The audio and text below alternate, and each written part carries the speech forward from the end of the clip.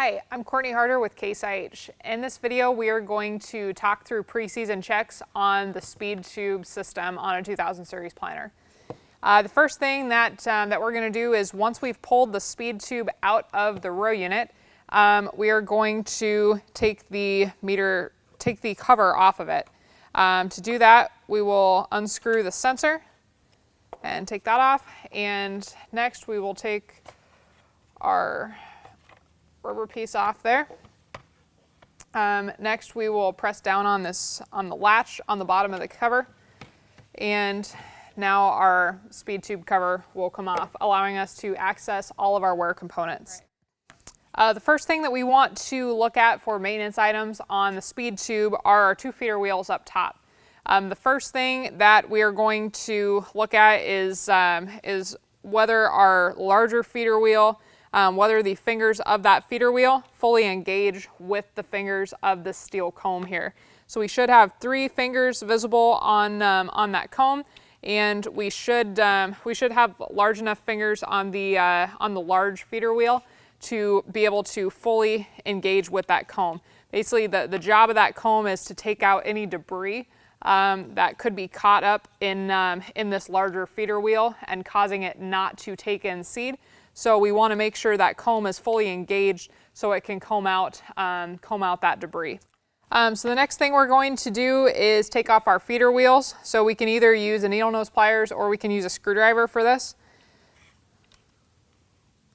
So we'll use a screwdriver to get those fully loosened up.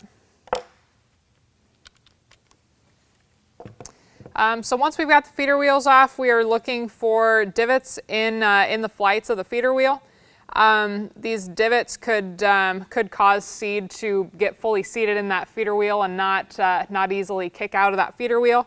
So basically, we're looking for any divots or flat spots that are worn in the feeder wheel. Anything that could catch seed in them is what we're looking for here. We can take the larger feeder wheel off as well.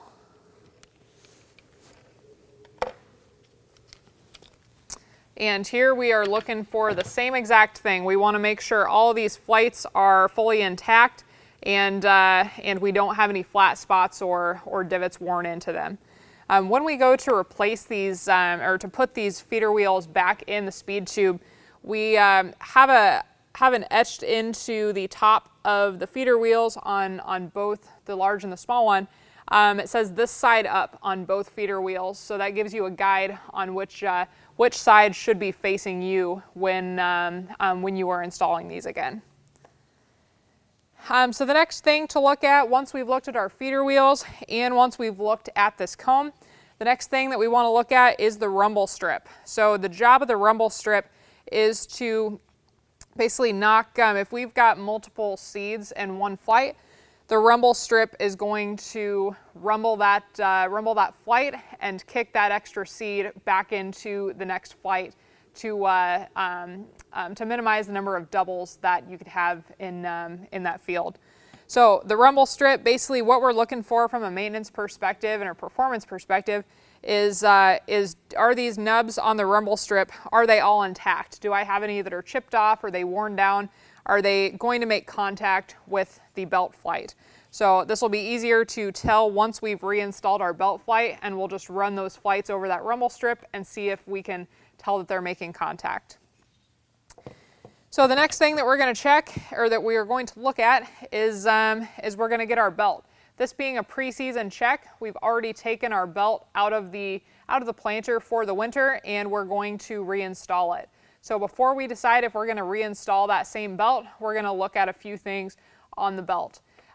Basically, we want to, same as the feeder wheels, we want to go through the belt and just check for any tears in the belt, and also just make sure that none of the flights are chipped off.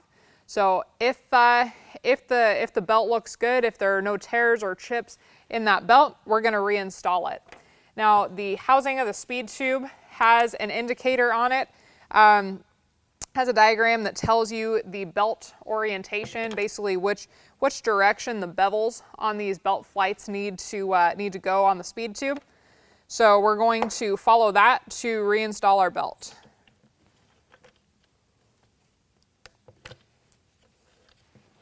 Okay, so now that we've reinstalled our belt, we're going to look at a couple other things. We're going to make sure that our belt flights can make contact with that rumble strip. So that looks good. The other thing that we're going to look at, and this is actually something that you do prior to putting this belt back on, we're going to clean off the sensor eyes with a cloth. Basically, just like you'd brush out the sensor of a gravity drop seed tube. Just make sure that there's nothing covering these two sensor eyes on either side. The last thing that we're going to look at in terms of speed tube maintenance is we're going to tension up this belt. So we've got an automatic spring tensioned belt here that as soon as you loosen up this screw, it's going to automatically put the necessary amount of spring pressure on that belt. So to adjust that each season, just loosen up this screw and let it automatically adjust to the correct spring tension, and go ahead and tighten that back down again. And very lastly, we also want to check the seat exit point on both sides of the speed tube housing. So you can see this little stainless steel insert here. Basically, we're looking in that area for any excessive wear that would cause a misplaced seed when it drops into the trench. So with that, for any further questions on preseason maintenance items on the speed tube, consult your operator's manual or contact your local Case IH dealer.